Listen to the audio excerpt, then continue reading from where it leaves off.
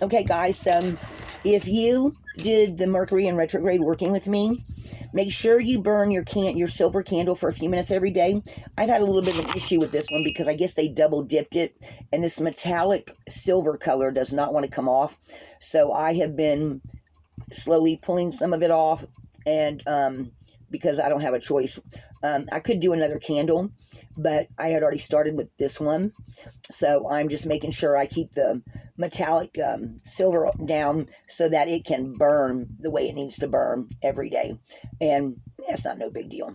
So, because they use some kind of a metallic covering on these, and I don't know what they use for them. You could actually, if you wanted to, you could have used, if you find that gold and silver candles with the metallic on them doesn't want to work real well, you can always use a white candle, okay? Or if you can find gray candles, and you could, when you put the oil on them, you could sprinkle some silver glitter. That would work as well, because the silver is representing the mercury, okay? Because mercury is like silver, right? And mercury itself is very toxic. So please don't do nothing stupid and break a thermometer or anything, because mercury is highly poisonous, okay? The other thing is, if you have the little Mercury retrograde spell in your freezer, check it to make sure that it does not break and end up all over inside your freezer. I went ahead and stuck mine inside a gallon-sized plastic baggie, Ziploc baggie, and I didn't close it or anything. I just left it open so that so far it's holding and has not broke, which means to me the spell works holding. If it breaks, it's still going to work. It just means that you put maybe a little too much water in it. So I did want to share that with you guys. I am burning this a little bit every day, and I did change it over from the red plate to a metal holder with the salt and my picture in it. And except for the car leak coming back, which I had put a little bit too much oil in my car because it seemed like it was kind of leaking out anyway. And now I think maybe just the plug went, or that's why the oil's coming out of the bottom. I'm not really sure. I'm not sure if my neighbor's son's going to be able to get to it. He said he had to go out of town yesterday. And then the client called and said, "Can you come for a few hours today?" And I'm going, when are you waiting to get my car fixed? So, like my rune reading said here recently, life is starting to speed up and go forward.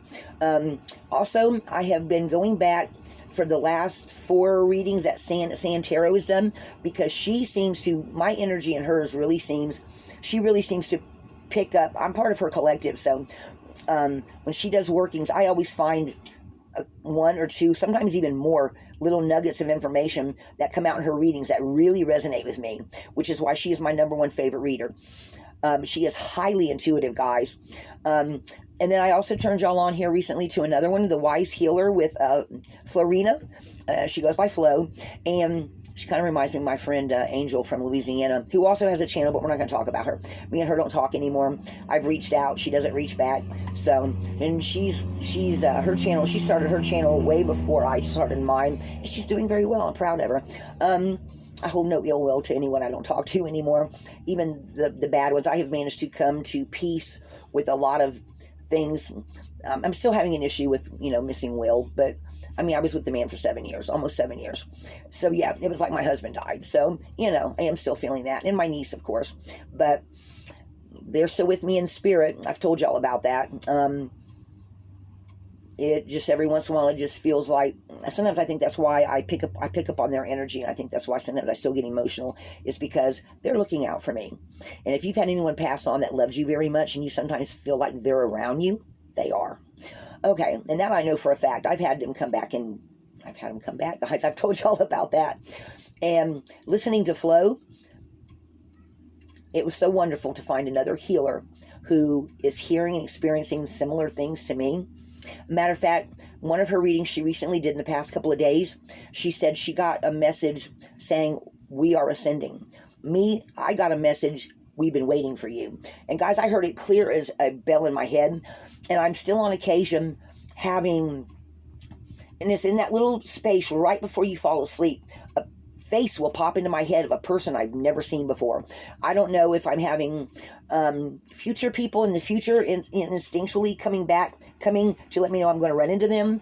I don't know if these are passed on people that are trying to reach out to me, because somebody said something recently that made me think, Well, I do have medium abilities because I mean, I've had quite a few animals and people come back to give me messages. So I do have some medium capabilities. They're just not very strong, or maybe my ADHD floods them out. But people, be open to the universe, because you never know what the universe is going to tell you. That one day your life is one way, the next day your whole life is turned upside down and is going in a whole nother direction. The universe is always speaking. Your angels are always speaking. Your spirit guides, your personal guardian angel. And I firmly believe there's something called lineage angels, ones that look out over your family. And maybe that's where your guardian angels come from. They are with you through the lineage. Does that make sense to you?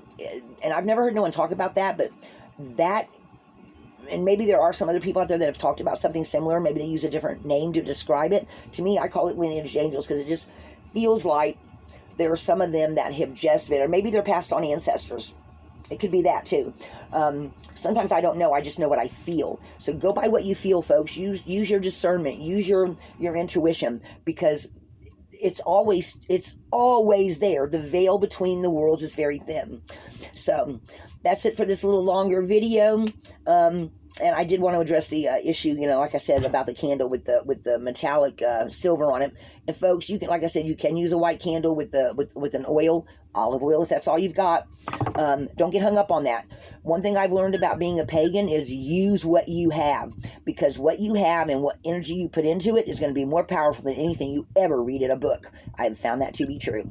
I'll tell y'all one day about the spell me and my son did together when he was in high school, about the teacher. We no longer wanted to see him, hear from him. We'll just have to do that in another video. All right, guys. Love and light to everyone. Lana Scott, Lighthouse. Be a light in the darkness, folks.